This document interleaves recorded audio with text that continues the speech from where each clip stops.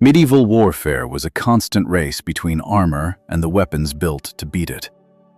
As protection got stronger, soldiers and knights needed tools that could crush, pierce, hook, or strike through the weakest points. In this video, we're looking at 12 medieval weapons designed for that exact job. Practical, clever, and brutally effective against armored opponents. From warhammers to poleaxes, these were some of the smartest weapons of the Middle Ages. Number 1. Flanged mace. Once better armor started turning sword cuts into glancing blows, the flanged mace became one of the smartest answers on a medieval battlefield. It looked simple, and that was the point. A mace did not need a razor edge, so it was cheaper to maintain than a sword, and far less likely to fail after repeated blows. The flanges on the head focused force into smaller contact points, which made the strike more damaging against helmets, shoulders, gauntlets, and other plated areas. It did not always punch straight through armor, and that matters, but it could dent, deform, or shock the body underneath hard enough to take a man out of the fight. For knights and men-at-arms, that mattered just as much as a perfectly placed strike. A heavy hit to the arm could ruin grip, a shot to the helmet could wreck balance, and once balance was gone, the fight changed fast. That is why maces show up so often in art, records, and surviving weapons from late medieval Europe. They were compact, brutal, reliable, and very good at dealing with the simple fact that armor had made cutting weapons less certain. In trained hands, a mace was not a backup tool. It was a direct answer to the armored age. Number 2. Warhammer. That same problem, how do you hurt a man you cannot easily slice, pushed the warhammer even further. Unlike the mace, a warhammer often paired a small hammer face on one side with a sharp beak or spike on the other. That design gave the user two different ways to attack armor. The hammer face concentrated blunt force into a tiny area, which could cave in or distort plate far better than a broad sword strike. The beak was even more specialized. Instead of trying to cut, it bit into metal, helmets, shields, or weaker spots protected only by mail. In late medieval combat, especially when plate armor became more common, that mattered a lot. A sword edge might skid across a breastplate. A hammer or beak had a better chance of doing real damage, or at least creating pain and chaos through the armor. Many warhammers also had a top spike for downward thrusts, which made them useful in tight fighting once men were close. That versatility is why the weapon shows up in both infantry and knightly use. It was not elegant in the romantic sense, but it was extremely practical. Medieval fighters were not looking for pretty solutions. They were looking for something that still worked when the other man was covered in iron. Number 3. Horseman's pick. When the same idea moved onto horseback, the horseman's pick became especially dangerous. From the saddle, a rider was already adding speed, height, and body weight to every strike. Put a narrow, reinforced spike on the head of a weapon, and that energy became even more focused. The horseman's pick was built around exactly that logic. Instead of spreading impact across a wide surface, it drove force into a very small point, which gave it a better chance of biting into helmets, pauldrons, or thinner parts of plate. Even when it did not fully break through, it could leave deep dents, jam joints, or stun the rider or foot soldier underneath. That made it a strong choice in the constant struggle between cavalry offense and armored defense. It also fit the reality of mounted combat better than people sometimes imagine. A mounted warrior did not always have room for big, sweeping blows. Fast, committed downward strikes were often more realistic, and a pick was perfect for that. In parts of Europe, especially in the later Middle Ages, Weapons with pick-like heads kept showing up because armor kept improving. The more metal men wore, the more valuable a weapon became if it could ignore edges and go straight for focused impact. Number 4. Poleaxe. Once armored men got off their horses and fought face to face, the poleaxe was one of the best weapons they could carry. Despite the name, it was not just an axe on a stick. A true poleaxe usually combined an axe blade, hammer face, spike, and stout shaft into a single tool built for armored combat. That gave a knight or man-at-arms options in every phase of the fight. The hammer side could batter plate.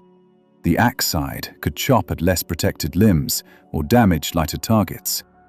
The top spike could thrust into openings, and the shaft itself could be used for leverage, trips, and close control techniques. In judicial duels, tournaments, and real battlefield fighting, the poleaxe had a serious reputation because it matched how armored combat actually worked. These fights were not clean movie duels with endless sword swings. They often turned into short, violent exchanges of strikes, thrusts, hooking, wrestling, and attempts to break structure. The poleaxe was perfect for that. It had reach, stopping power, and mechanical advantage. It could hit hard at distance, then still function once opponents crashed together. That mix of power and control is why many fencing manuals from the late Middle Ages treat it as a high-skill weapon, not a crude one. In armored duels, it was often one of the most complete tools on the field. Number 5. Lucerne hammer. From there, some regions pushed the anti-armor concept even further, and the Lucerne hammer is a good example. Associated especially with Swiss infantry in the late medieval world, it usually carried a multi-pronged hammer face, a long beak, and a top spike on a pole-length shaft. In other words, it was built from the ground up to deal with armored men. The hammer face could crush or deform plate. The beat concentrated force into an armor-piercing point, and the top spike turned the whole weapon into a strong thrusting tool. Against mounted men, the long shaft also helped infantry keep distance, angle attacks upward, and strike at awkward targets. What makes the Lucerne hammer interesting is how clearly it shows the level of thought behind 15th century infantry weapons. This was not random experimentation. It was a clear answer to a battlefield problem. Armored men were hard to cut, cavalry was still dangerous, and common infantry needed tools that could do more than one job. The Lucerne hammer solved all three at once. It gave foot soldiers reach, anti-armor punch, and enough versatility to stay useful even when formations broke down and the fight turned messy. Number 6. Halberd. That same Swiss world also made the halberd famous, and while it looked broader and less specialized than a hammer, it was just as clever. A halberd usually combined an axe blade, thrusting spike, and rear hook or beak. That meant an infantryman could chop, thrust, pull, and disrupt with the same weapon. Against armor, the blade alone was not the whole story. The real value was the combination. The top spike could be driven toward gaps or less protected areas, while the rear hook could yank a rider off balance or drag at limbs, neck defenses, or shield lines. In formation fighting, that flexibility mattered more than raw cutting power. Medieval battles were not a sequence of perfect single combats. Men shoved, turned, stumbled, and got trapped in clusters, and a halberd let a trained soldier react to all of that. He could strike at a helmet one moment, hook a mounted opponent the next, then thrust forward into a weak point as the line opened. That is why halberds stayed relevant so long. They were not just weapons. They were problem-solving tools for infantry facing horses, armor, and chaos at the same time. Once plate armor made simple slashing less dependable, weapons like the halberd became a very logical answer. Number 7. Heavy crossbow. Not every solution to armor required closing the distance. The heavy crossbow offered a very different answer. With steel prods on some later models and mechanical spanning devices like a windlass or cranaquin, a powerful crossbow could launch a short, stiff bolt with serious force. Medieval people knew exactly why that mattered. A quarrel did not need a wide, cutting head. It needed rigidity, concentrated impact, and the ability to strike hard at short to medium range. Against mail, padded defenses, and earlier or thinner plate, that could be deadly. Against the best late plate armor, results varied a lot with range, angle, and quality of both weapon and armor, so it would be wrong to pretend crossbows ignored plate entirely. But they absolutely forced armored men to respect missile fire, especially when bolts hit joints, visors, limbs, or less protected zones. Just as important, the crossbow let infantry and garrison troops threaten expensive armored fighters without years of sword training. That changed warfare. Armor was still valuable, but it no longer guaranteed safety at a distance. The crossbow did not end armored warfare, yet it made the battlefield more dangerous for anyone who assumed iron alone would save him. Even when armor held, the pressure of incoming bolts changed how medieval soldiers moved and fought. Number 8. Estoc. Once that distance collapsed and combat became personal again, one of the smartest anti-armor swords was the estoc. At first glance, it could look strange because it was often long, stiff, and almost edgeless. That was exactly the point. The estoc was not trying to behave like a classic cutting sword. It was built to thrust. In an age of mail, plate, and layered defenses, the best place for a blade was often not the armor itself, but the gaps around it, the visor, armpit, groin, inside of the elbow, and other moving joints. A rigid sword with a strong point was perfect for that job. Fighters could also use half-swording, gripping part of the blade with one hand to guide the point more accurately in close armored combat.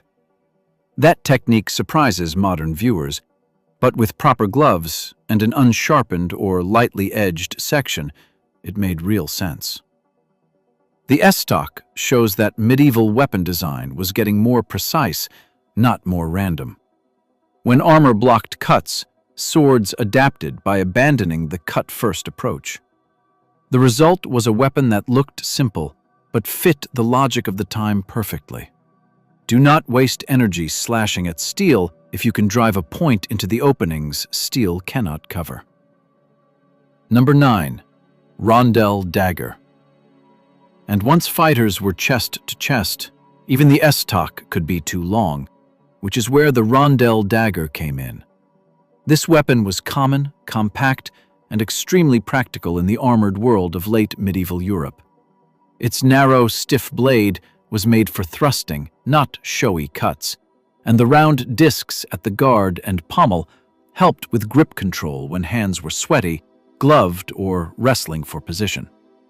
In armored fighting, the rondell dagger was often the weapon of the last few inches. After a knockdown, a clinch, or a hard stumble, big weapons lost room. That was when a dagger built for precision became decisive. Medieval fight books make this very clear. Armored combat could collapse into grappling fast, and once that happened, the goal was to control the opponent and work the blade toward a gap in the armor. The rondell dagger was ideal for exactly that kind of fighting. It was not glamorous, but it was honest about how real close combat worked. Armor did not make a knight untouchable. It simply pushed the fight toward joints, openings, leverage, and control, and the rondell dagger lived in that world. Number 10. lance. Before many fights ever reached that grappling stage, though, the lance had already done its work. In medieval Europe, the lance was the core shock weapon of knightly cavalry for a reason. When couched under the arm, a solid lance did not rely only on the rider's arm strength. It transferred the forward energy of horse and rider into the target. That made it one of the few weapons that could seriously challenge armored men with raw delivered force at speed. Against mail and earlier armor, the effect could be devastating. Against later plate, the story became more complicated, but the lance still mattered. Even when it failed to penetrate the best armor, it could unhorse, break formation, stun the rider, splinter shields, or create the exact kind of disorder that decided medieval battles. And once a man was down, heavily armored, and struggling to recover, he was in real danger. That is an important point, because anti-armor weapons were not only about piercing metal, they were also about defeating the man wearing it. The lance did that extremely well. It reminds us that medieval warfare was built around momentum, position, and impact as much as around clean penetration. Sometimes the smartest way past armor was not to slice it open. It was to smash the whole human system behind it. Number 11. Bec de Corbin. That same logic of focused force and mechanical advantage is why the bec de Corbin kept its place among serious fighting weapons. The name means crow's beak, and once you see the design, the reason is obvious. One side usually carried a hammer or flanged face, while the other had a narrow, downward curving beak meant to bite into armor, helmets, or other hard targets. In many versions, a spike on top added a thrusting option, so the weapon could attack in more than one way without changing tools. What makes the bec de Corbin worth separating from the ordinary warhammer is scale and purpose. This was often a longer, more formal anti-armor weapon, sometimes used on foot, sometimes associated with mounted men, and designed with the realities of plate combat in mind. It was excellent for striking around shields, punching into awkward angles, and turning small contact points into major impact. It also fit the late medieval shift toward specialized battlefield tools. By this stage, armor had become sophisticated, so weapons did too. The bec de Corbin was not trying to be graceful or general purpose. It was a serious answer to a serious problem.